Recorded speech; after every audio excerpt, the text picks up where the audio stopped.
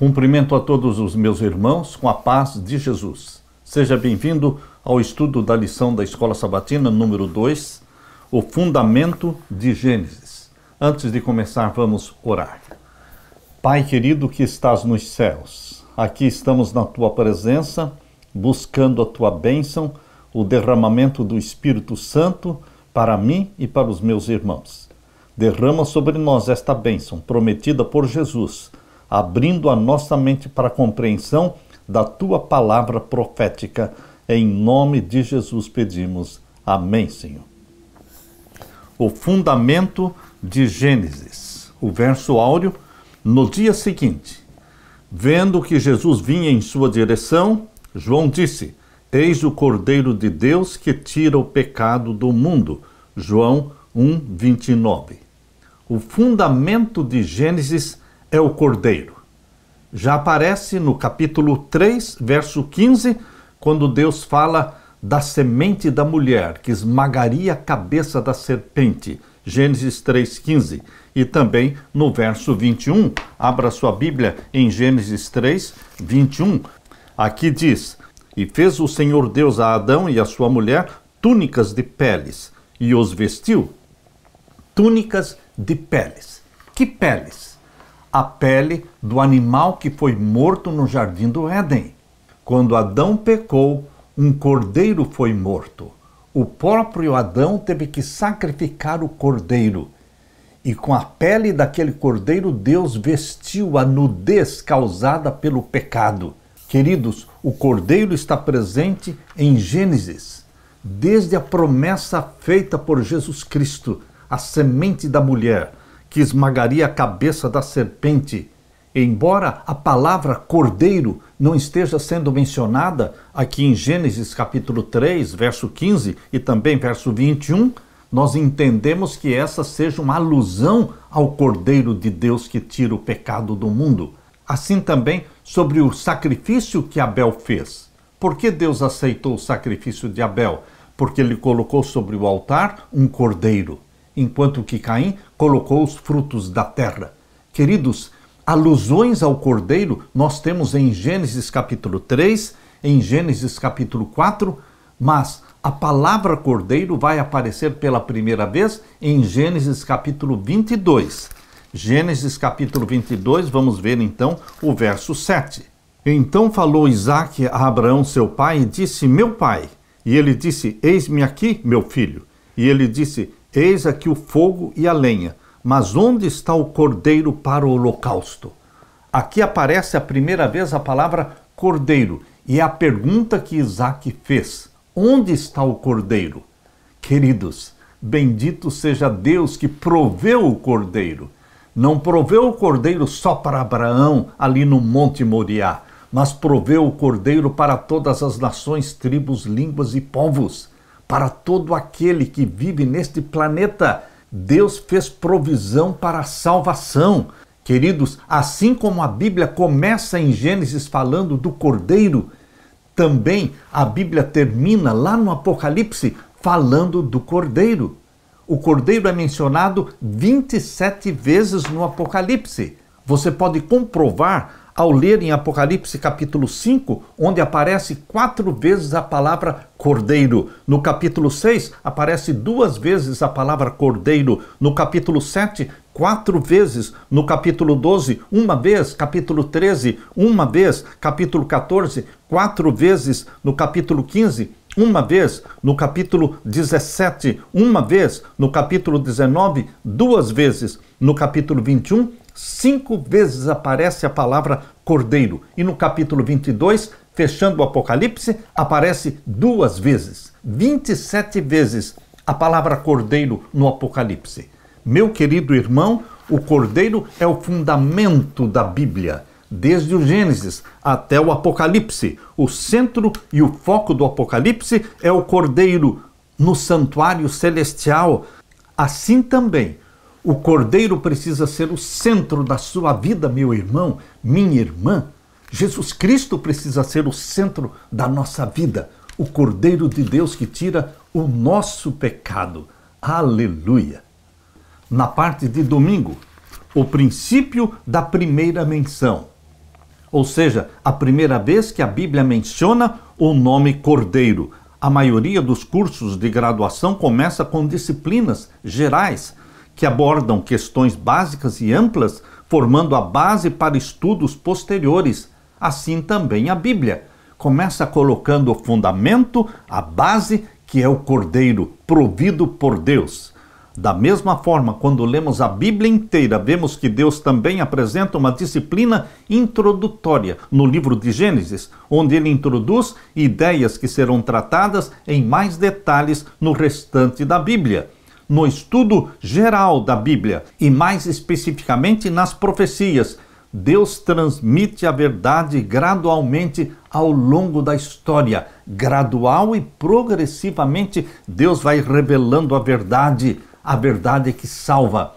O Cordeiro de Deus provido lá no Jardim do Éden, cuja pele vestiu a nudez de Adão e Eva. Este Cordeiro, ele é revelado em toda a palavra de Deus. Deus não muda. Deus não mudou o sistema e o método da salvação. A salvação sempre foi, desde sempre, pela graça, pelo sangue do Cordeiro. E porque Deus não muda, o plano de salvação também não muda. O sistema provido por Deus para a sua e para a minha salvação sempre foi o sangue do Cordeiro. Por isso, a imutabilidade de Deus deve ser regozijo para você, regozijo para mim. Porque Deus não muda, esta é a causa de não sermos consumidos. Malaquias capítulo 3, verso 6. Porque eu, o Senhor, não mudo.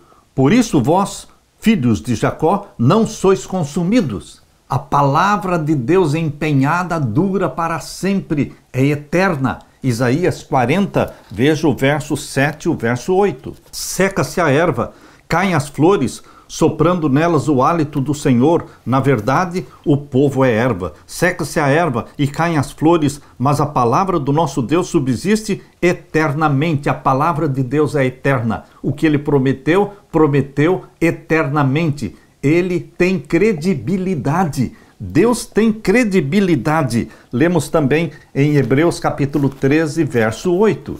Jesus Cristo é o mesmo ontem, hoje e eternamente. Não há mudança em Deus. Meu querido irmão, Deus tem credibilidade. A verdade é absoluta e é eterna. O plano da salvação provido por Deus, ele permeia todas as páginas da Bíblia, de Gênesis até Apocalipse. O Cordeiro de Gênesis é mencionado 27 vezes no Apocalipse, mostrando que Gênesis e Apocalipse se completam, mostrando a imutabilidade de Deus e a imutabilidade do plano da salvação, que consiste no sangue do Cordeiro. Regozije-se no Cordeiro de Deus que tira o nosso pecado.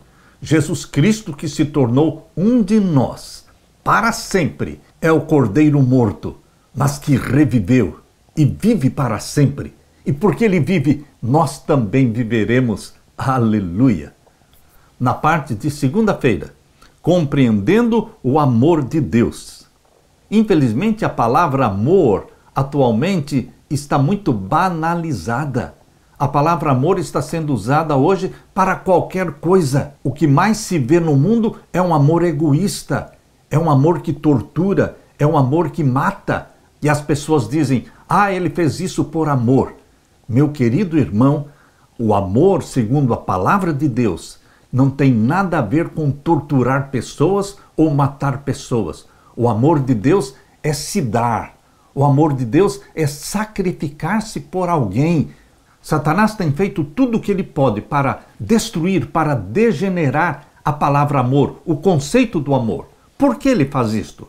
Porque a Bíblia diz em 1 João 3,8 que Deus é amor. E Satanás quer destruir o conceito de um Deus que ama, um Deus que se deu a si mesmo para a nossa salvação. Herdar a natureza pecaminosa significa que a nossa percepção do universo foi contaminada por tendências ao egoísmo e ao orgulho. Então, o nosso amor é um amor egoísta, orgulhoso, mas Deus quer que você entenda o amor segundo a Bíblia, o amor segundo revelado no caráter de Deus. A cultura popular promove uma compreensão de amor que se concentra em realizações, não em promover o bem dos outros. Por isso, temos dificuldades em compreender o assunto da maneira como Deus o vê. Entender a natureza do amor é uma chave importante para compreender a profecia.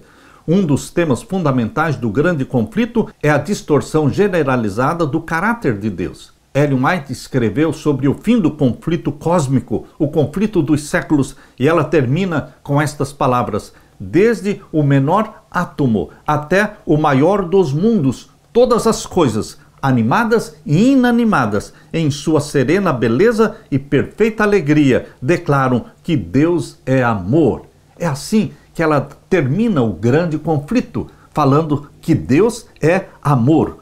Hoje existe muito do falso amor, mas Deus quer implantar em você e em mim o verdadeiro amor a Deus, o verdadeiro amor ao nosso semelhante. A palavra amor aparece pela primeira vez na Bíblia em Gênesis capítulo 22, verso 2. Abra sua Bíblia. Aqui diz: e disse, toma agora o teu filho, o teu único filho, Isaque, a quem amas, e vai-te à terra de Moriá e oferece-o ali em holocausto sobre uma das montanhas que eu te direi. Aqui em Gênesis 22, 2 está a primeira vez em que a palavra amor aparece, o verbo amar, falando do amor de Abraão para com seu filho, seu único filho, Isaque. E aqui o amor está intrinsecamente relacionado com o dar, o sacrificar o próprio filho. Eu convido você para que leia toda a narração aqui feita em Gênesis capítulo 22, vamos ler a partir do verso 1 até o verso 13. E aconteceu depois destas coisas que tentou Deus a Abraão, e disse-lhe Abraão, e ele disse, eis-me aqui. E disse, toma agora o teu filho, o teu único filho, Isaque, a quem amas, e vai-te à terra de Moriá, e oferece-o ali em holocausto sobre uma das montanhas que eu te direi. Então se levantou Abraão pela manhã, de madrugada, e albardou o seu jumento, e tomou consigo 2 dos seus moços, e Isaque seu filho, e fendeu lenha para o holocausto, e levantou-se, e foi ao lugar que Deus lhe dissera. Ao terceiro dia, levantou Abraão os seus olhos, e viu o lugar de longe. 3 dias de viagem, 3 dias de angústia, de ansiedade. Imagine só, Abraão por 3 dias, caminhando em direção ao monte, para sacrificar o seu filho Isaque. Por 3 dias, a mente de Abraão estava focada no sacrifício que Deus pediu para ele fazer. Deus intencionalmente deu tempo para Abraão meditar e pensar naquilo que ele faria. E foram 3 dias também usados para Satanás na tentativa de desanimar Abraão, fazer com que ele desobedecesse à voz de Deus. E ao terceiro dia levantou Abraão os seus olhos e viu o lugar de longe. E disse Abraão aos seus moços, ficai-vos aqui com o jumento, e eu e o moço iremos até ali, e havendo adorado, tornaremos a vós. Havendo adorado, tornaremos a vós. Abraão estava falando pela fé, tornaremos a vós. Queridos, nem mesmo Abraão entendia o que aconteceria no Monte Moriá. Mas ele, pela fé, ele disse, tornaremos a vós. E, verso 6, tomou Abraão a lenha do holocausto e pô-la sobre Isaque seu filho, e ele tomou o fogo e o cutelo na sua mão, e foram ambos juntos. Então falou Isaque a Abraão, seu pai, e disse, meu pai. E ele disse, eis-me aqui, meu filho. E ele disse, eis aqui o fogo e a lenha, mas onde está o cordeiro para o holocausto? Que pergunta difícil de ser respondida. Onde está o cordeiro para o holocausto? Isaque não sabia que ele seria o cordeiro. E Abraão, mais uma vez, demonstrou sua fé, mostrou a confiança na providência divina. Veja a resposta que Abraão deu. E disse a Abraão, Deus proverá para si o cordeiro para o holocausto, meu filho. Deus proverá. São palavras de fé. Ele estava se lançando com fé sobre aquele que deu para ele um filho. O Deus que prometeu que através de Isaque a sua semente se espalharia e encheria a terra. Abraão estava confiando neste Deus, entendendo que Deus poderia até mesmo ressuscitar Isaque da morte. Deus pode todas as coisas. Isaque, o nascimento dele já foi um milagre, porque Abraão tinha 100 anos e Sara tinha 90 anos. O nascimento de Isaque foi um milagre. E Abraão tinha certeza plena de que Deus poderia fazer mais um milagre, ressuscitar Isaque, se necessário fosse. Assim caminharam ambos juntos. E o verso 9, e vieram ao lugar que Deus lhe dissera, e edificou Abraão ali um altar, e pôs em ordem a lenha, e amarrou a Isaque, seu filho, e deitou sobre o altar em cima da lenha. E estendeu Abraão a sua mão, e tomou o cutelo para imolar o seu filho. Mas o anjo do Senhor lhe bradou desde os céus, e disse: Abraão, Abraão. E ele disse: Eis-me aqui. Este anjo do Senhor é o próprio Deus. Era o Deus Filho conversando com Abraão. Abraão, Abraão. E ele me disse: Eis-me aqui. E então disse: Não estendas a tua mão sobre o moço e não lhe faças nada, porque agora sei que temes a Deus e não me negaste o teu filho, o teu único filho. Não me negaste. Quando o anjo do Senhor disse: Porque agora eu sei que temes a Deus e não me negaste o teu filho, o anjo do Senhor se declarou sendo o próprio Deus. Não me negaste o teu único filho. Então levantou Abraão os seus olhos e olhou, e eis um carneiro detrás dele, travado pelas suas pontas no mato, e foi Abraão e tomou o carneiro e ofereceu-o em holocausto em lugar do seu filho. Com que alegria, com um sorriso no rosto, Abraão olhou para aquele cordeiro com os chifres presos no arbusto, e ele foi até ali e pegou aquele cordeiro provido por Deus. Quando Abraão respondeu à pergunta de Isaque, dizendo: O Senhor Deus proverá o cordeiro. Agora Abraão estava vendo a provisão feita por Deus. Deus sempre provê um cordeiro. No Jardim do Éden, quando Adão e Eva pecaram, Deus proveu um cordeiro. Um cordeiro foi morto. Queridos, um cordeiro foi morto no sacrifício de Abel. Um cordeiro foi morto quando Noé saiu da arca e fez um altar ao Senhor e ofereceu a Deus sacrifícios. Deus sempre estava provendo um cordeiro. E hoje? Hoje Deus continua provendo um cordeiro. É Jesus Cristo, o Filho de Deus, o Filho do homem, aquele que se tornou Emanuel, um de nós, aquele que recebeu o nome de Jesus, porque ele nos salva dos nossos pecados. O amor, segundo a palavra de Deus, ele se dá, ele se entrega, como está em João 3,16.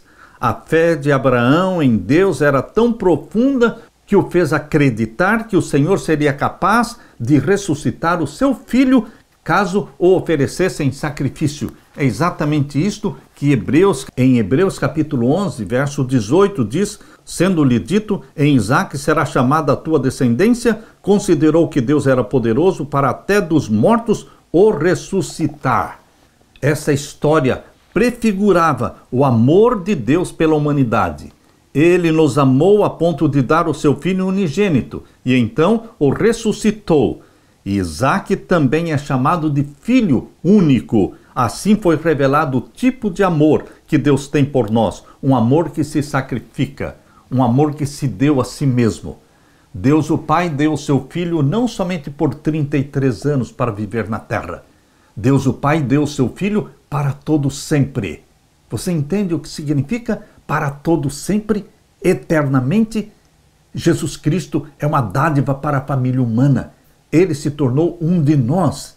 Ele ligou-se a você por laços que jamais se partirão, assumindo a natureza humana. Ele terá um corpo humano para todo sempre. Ele decidiu deixar de usar a forma divina para usar a forma humana para todo sempre, tornando-se o segundo Adão. Através do primeiro Adão veio o pecado e a morte, mas através do segundo Adão veio o perdão, a vida eterna, a salvação. Bendito seja Deus por revelar o seu amor a você e a mim de forma irrefutável na pessoa de Jesus Cristo, o Cordeiro de Deus. Aleluia! Na parte de terça-feira, a pergunta de Isaque: onde está o Cordeiro? Essa foi uma pergunta muito difícil para Abraão responder. A primeira menção bíblica de um cordeiro ocorre exatamente na história de Abraão e Isaque indo ao Monte Moriá. Gênesis capítulo 22. O cordeiro é um dos símbolos mais frequentes do Apocalipse, 27 vezes mencionado no Apocalipse, onde Jesus é chamado de cordeiro. Em uma das cenas mais poderosas do Apocalipse, João visita a sala do trono de Deus nos capítulos 4 e 5 do Apocalipse. Ali o cordeiro desempenha o papel central. A sala do trono não é outra, senão o Santíssimo do Santuário Celestial. É ali, no capítulo 4 e 5 do Apocalipse, que João vê Deus assentado sobre o trono e mais 24 outros tronos cercando o trono de Deus. E sentados sobre esses 24 tronos estão 24 anciãos. Esta é a sala do trono, é o Santíssimo do Santuário Celestial. É ali que Jesus Cristo entra. Em Apocalipse capítulo 5, verso 7, diz que Jesus Cristo, ele veio, entrou no Santíssimo e pegou da mão do Pai o livro selado com 7 selos. Foi no Santíssimo que ele recebeu o livro selado com 7 selos. É no Santíssimo que ele abre selo após selo, realizando assim o juízo celestial. O juízo celestial realizado em 7 fases. No capítulo 5 de Apocalipse, o cordeiro aparece 4 vezes. A história de Isaac mostra que o cordeiro simbolizava Jesus Cristo, o Cordeiro de Deus. Como essa história se relaciona com o que João viu em Apocalipse 5? Abra a sua Bíblia. Em Apocalipse capítulo 5, vamos ver o capítulo 5, desde o verso 1 até o verso 10. E vi na destra do que estava sentado sobre o trono um livro escrito por dentro e por fora, selado com 7 selos. E vi um anjo forte bradando com grande voz: quem é digno de abrir o livro e de desatar os seus selos? E ninguém no céu, nem na terra, nem debaixo da terra podia abrir o livro, nem olhar para ele. E eu chorava muito, porque ninguém fora achado digno de abrir o livro, nem de o ler, nem de olhar para ele. E disse-me um dos anciãos: não chores, eis aqui o leão da tribo de Judá, a raiz de Davi, que venceu, para abrir o livro e desatar os seus 7 selos. E olhei, e eis que estava no meio do trono e dos 4 seres viventes, e entre os anciãos, 24 anciãos, um cordeiro, como havendo sido morto, e tinha 7 pontas e 7 olhos, que são os 7 Espíritos de Deus enviados a toda a terra. E veio e tomou o livro da destra do que estava sentado no trono. E veio e tomou o livro. Aqui está a cena de Jesus Cristo entrando no Santíssimo para tomar da mão do Pai o livro selado com 7 selos. Você pode entender Apocalipse 5, verso 7, quando lê também Daniel capítulo 7, verso 13. Daniel capítulo 7, verso 13 mostra o Filho do Homem vindo ao Ancião de Dias para iniciar o juízo. E aqui em Apocalipse 5, verso 7, mostra o Filho de Deus, o Filho do Homem, Jesus Cristo, vindo ao Pai no Santíssimo para tomar nas suas mãos o livro selado com 7 selos e iniciar o juízo. Verso 8. E havendo tomado o livro, os 4 seres viventes e os 24 anciãos prostraram-se diante do Cordeiro, tendo todos eles harpas e salvas de ouro cheias de incenso, que são as orações dos santos. E cantavam um cântico novo, dizendo: digno és de tomar o livro e de abrir os seus selos, porque foste morto, e com o teu sangue compraste para Deus homens de toda a tribo, língua e povo e nação. E para o nosso Deus os fizestes reis e sacerdotes, e eles reinarão sobre a terra. Aleluia! Aqui está a introdução ao juízo celestial. Meu querido irmão, os teólogos não adventistas, eles dizem que a doutrina mais frágil, mais fraca da Igreja Adventista é o juízo investigativo, é o juízo celestial. Por quê? Porque a igreja tem usado somente Daniel 8,14 para falar do juízo celestial começado em 1844. Porém, queridos, quando nós aceitamos a revelação bíblica, a revelação que Deus fez no Apocalipse, mostrando que o juízo celestial não está fundamentado somente em Daniel 8,14. O juízo celestial está fundamentado também no capítulo 4 de Apocalipse, o capítulo 5 de Apocalipse, capítulo 6, capítulo 7 e capítulo 8. Esses 5 capítulos do Apocalipse estão falando do juízo celestial. o juízo mencionado em Daniel 8,14 até 2.300 tardes e manhãs e o santuário será purificado, a purificação do santuário é uma alusão ao juízo celestial que começou em 1844 e é explicado no Apocalipse. Deus usa 5 capítulos para explicar o juízo celestial e Deus mostra exatamente aqui no capítulo 5, verso 7, Jesus Cristo vindo ao Santíssimo, vindo à sala do trono para receber da mão do Pai o livro selado com 7 selos.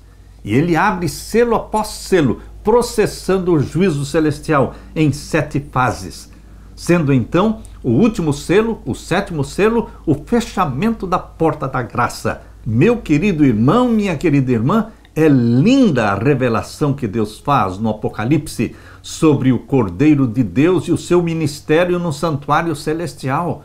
O ministério de Jesus no santuário celestial começou no lugar santo. E isso durou durante todos os séculos em que transcorreram as 7 igrejas do Apocalipse, começando em Éfeso e indo até Laodiceia. Durante todo o período das 7 igrejas, Jesus Cristo estava intercedendo no lugar santo. Porém, chegou um momento em que ele entrou na sala do trono para receber o livro da mão do Pai e iniciar a fase do juízo celestial no Santíssimo. A primeira menção específica da palavra cordeiro se encontra na pergunta feita por Isaque: onde está o cordeiro para o holocausto? Gênesis 22, verso 7.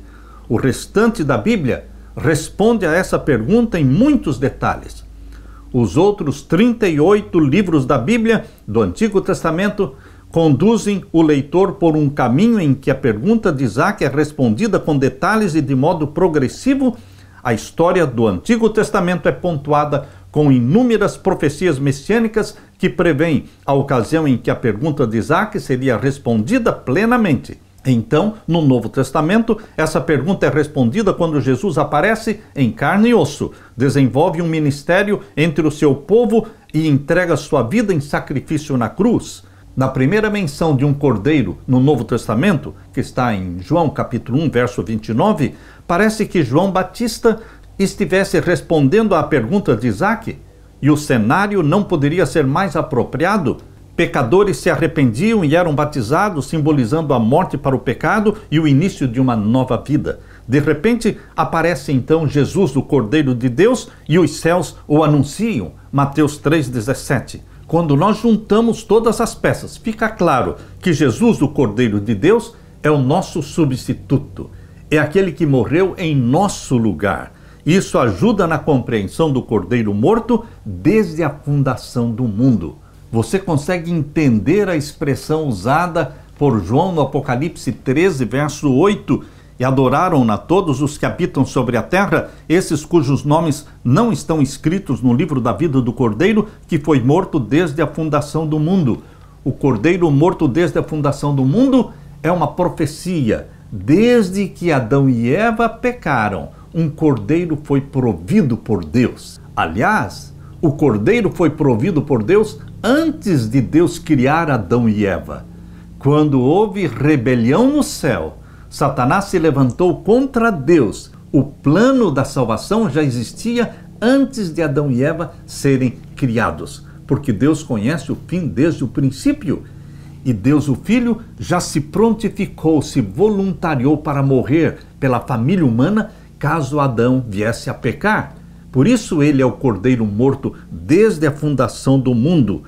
O Cordeiro Jesus Cristo é a prova de que desde sempre, desde o princípio, a salvação é pela graça, a salvação é pela fé no sangue do Cordeiro. Nunca existiu na mente de Deus, nunca existiu na Bíblia algo como salvação pelas obras. Sempre foi pela graça, sempre foi pelo sangue do Cordeiro. Isto pode ser comprovado no Cordeiro que morreu no Jardim do Éden, cuja pele foi usada para vestir a nudez causada pelo pecado de Adão e Eva.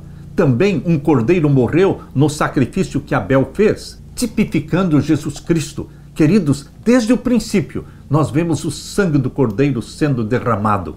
E hoje, o sangue do Cordeiro está sendo provido para perdão dos seus pecados, dos meus pecados. É isso exatamente que diz na primeira carta de João. Na primeira carta de João, capítulo 1 e o verso 7. Mas se andarmos na luz, como ele na luz está, temos comunhão uns com os outros, e o sangue de Jesus Cristo, seu Filho, nos purifica de todo pecado. O sangue de Jesus Cristo nos purifica de todo pecado. Deus fez provisão para você, meu irmão. Pela vontade de Deus, ninguém se perde, porque Ele proveu o sangue do Cordeiro para todo aquele que crê em Jesus Cristo. Mas os que se perderem, se perderão porque rejeitaram o sangue do Cordeiro, como Caim. Caim rejeitou o sangue do Cordeiro. Caim foi o primeiro que tentou a salvação pelas obras e foi rejeitado por Deus, porque a salvação é somente pela graça. A graça que chegou até você pelo sangue de Jesus Cristo. Aleluia! Na parte de quarta-feira, lidando com a morte. Em Romanos capítulo 6, verso 23, Deus falou pela boca de Paulo, porque o salário do pecado é a morte, mas o dom gratuito de Deus é a vida eterna por Cristo Jesus, nosso Senhor. O salário do pecado é a morte, mas Deus oferece para você a vida, meu querido irmão, a vida eterna. O aspecto mais cruel de viver em um mundo separado do Criador é o fato de que a morte nos espreita todo o tempo. Ela é o salário do pecado. Por termos sido desconectados da única fonte de vida, o Criador, é por esta causa que morremos. A solução de Deus para a morte é aquele que venceu a morte, Jesus Cristo. Ele venceu a morte. Jesus, ao ressuscitar, declarou sobre o túmulo aberto: eu sou a ressurreição e a vida. E aquele que crer em mim, ainda que morra, eu o ressuscitarei. Abra sua Bíblia. Em primeira carta de Paulo aos Coríntios, capítulo 15. Capítulo 15, vamos ler o verso 15 em diante. E assim somos também considerados como falsas testemunhas de Deus, pois testificamos de Deus que ressuscitou a Cristo, ao qual, porém, não ressuscitou, se na verdade os mortos não ressuscitam. Se os mortos não ressuscitam, então Jesus também não ressuscitou. E nós que pregamos sobre a ressurreição de Jesus, estaríamos pregando uma mentira. Mas graças a Deus não é uma mentira. Verso 16. Porque se os mortos não ressuscitam, também Cristo não ressuscitou. E se Cristo não ressuscitou, é vã a vossa fé e ainda permaneceis nos vossos pecados. E também os que dormiram em Cristo estão perdidos. Se esperamos em Cristo só nesta vida, somos os mais miseráveis de todos os homens. Mas agora Cristo ressuscitou dos mortos. Aleluia! É a afirmação que Paulo faz. Agora Cristo ressuscitou dos mortos e foi feito as primícias dos que dormem. Jesus é a solução para a morte. A morte é sinônimo de Satanás e Jesus Cristo é sinônimo da vida. Por isso, em Apocalipse 1:18, aqui diz: e o que vivo e fui morto, mas eis aqui estou vivo para todo sempre. Amém. E tenho as chaves da morte e do inferno. Ou seja, as chaves da morte e da sepultura. Jesus Cristo diz: eu estou aqui vivo e vivo para sempre. Alguns dizem que a morte é simplesmente parte da vida. Mas não, a morte não é parte da vida. A morte é o oposto da vida, a destruição da vida. É uma intrusa que nunca deveria ocorrer. Mesmo que estejamos acostumados com a morte, nosso coração protesta quando nos deparamos com ela. A primeira morte registrada nas Escrituras vai contra o padrão normal. Antes de Adão e Eva morrerem, eles vivenciaram a tragédia da morte de Abel, quando seu filho mais novo morreu morto pelo irmão iníquo, Caim, e foi uma morte especialmente injusta. Jesus também, o justo, foi morto pelos ímpios, assim como Abel foi morto por Caim. Que morte poderia ter sido mais injusta do que a morte de Jesus? Em 1 Coríntios capítulo 15, verso 20, Paulo diz: mas agora Cristo ressuscitou dos mortos e foi feito as primícias dos que dormem. Jesus Cristo como as primícias dos que dormem. Ele trouxe consigo da sepultura uma multidão de cativos. Mateus capítulo 27. e os versos 50 a 53. Mostra que Jesus Cristo, primícias dos mortos, não veio da sepultura sozinho. Ele trouxe consigo uma multidão de cativos. Leia comigo, Mateus 27, 50 a 53. E Jesus, clamando outra vez com grande voz, rendeu o espírito. E eis que o véu do templo se rasgou em dois de alto a baixo, e tremeu a terra, e fenderam-se as pedras. E abriram-se os sepulcros, e muitos corpos de santos que dormiam foram ressuscitados. Muitos corpos de santos foram ressuscitados, já glorificados, e entraram na cidade santa e apareceram para muitos. Verso 53. E saindo dos sepulcros, depois da ressurreição dele, entraram na cidade santa e apareceram para muitos. Bendito seja Deus que a história da vida de Jesus na terra não terminou com a morte dele, mas com a ressurreição.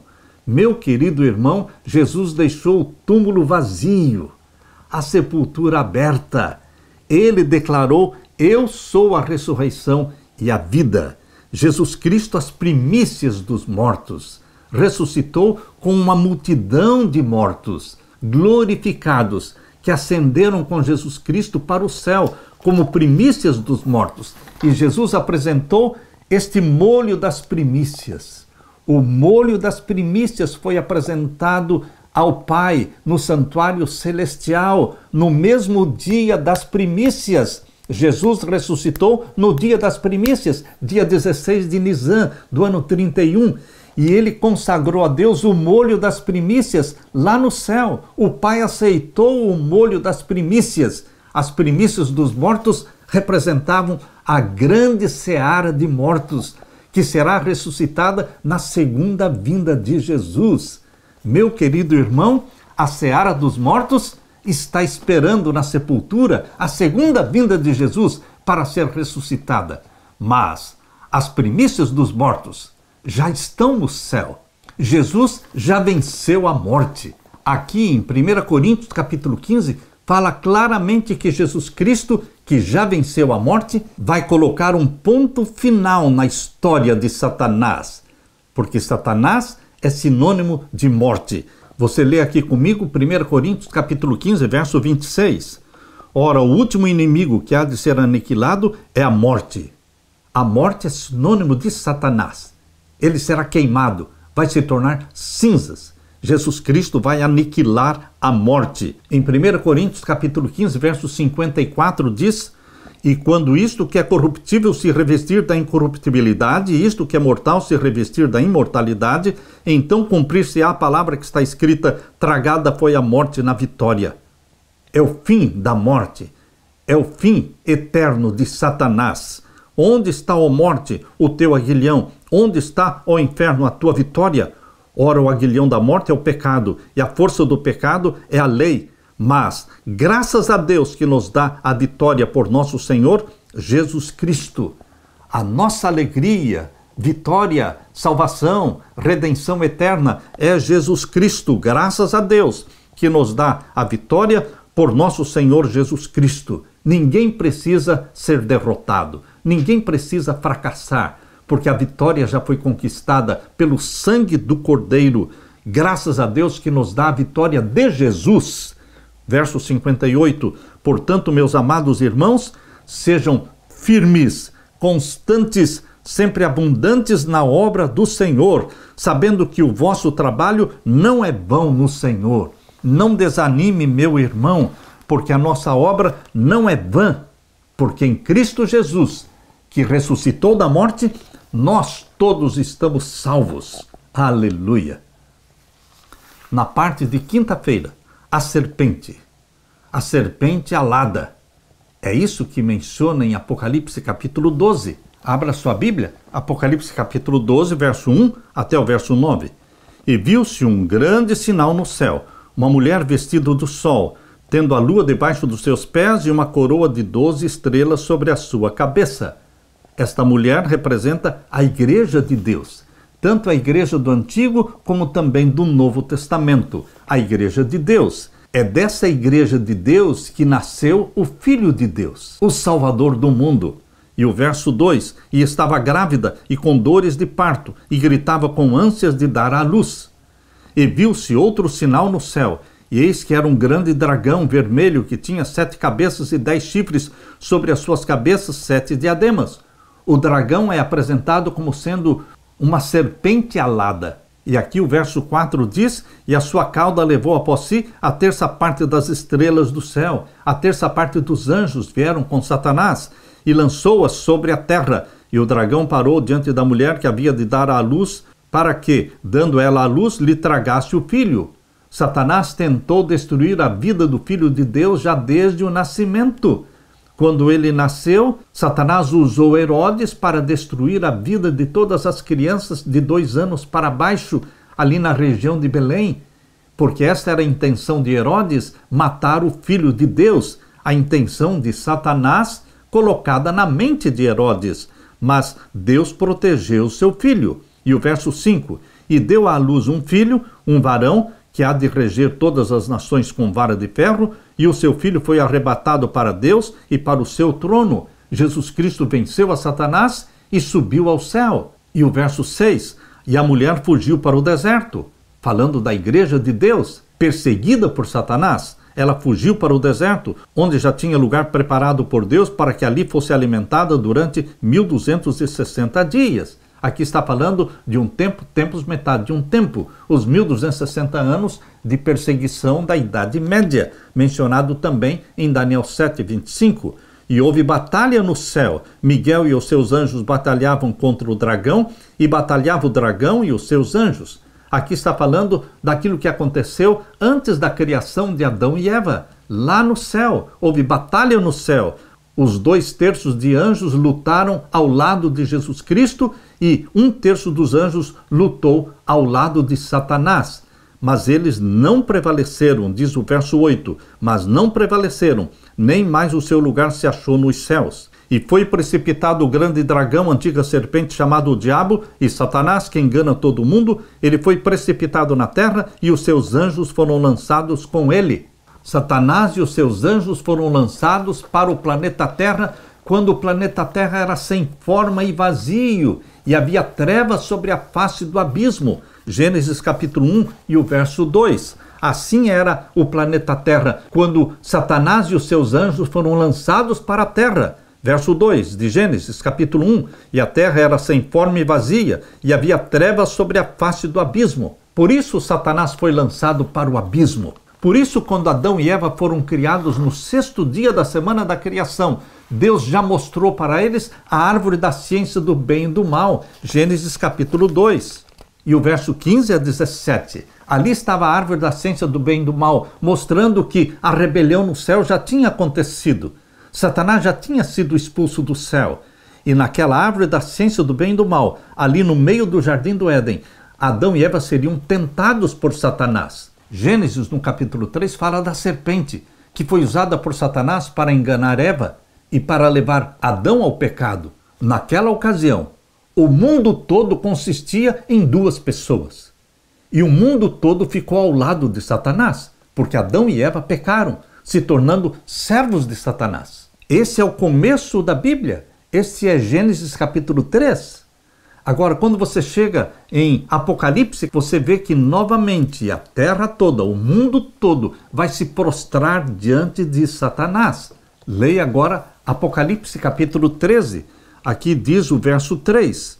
E vi uma das suas cabeças como ferida de morte, a sua chaga mortal foi curada, e toda a terra se maravilhou após a besta. E o verso 4, e adoraram o dragão que deu à besta o seu poder. Mais uma vez, o mundo todo vai adorar o dragão. Porém, o dragão tem um representante na terra. A besta que subiu do mar, o poder papal, representa o dragão na terra. E aqueles que se submetem ao poder papal estão adorando o dragão, diz o verso 4. E adoraram o dragão que deu à besta o seu poder. E adoraram a besta, dizendo, quem é semelhante à besta? Quem poderá batalhar contra ela? Percebam que em Gênesis capítulo 3, mostra que o mundo todo, naquele tempo formado por Adão e Eva, eram só os 2, adoraram o dragão.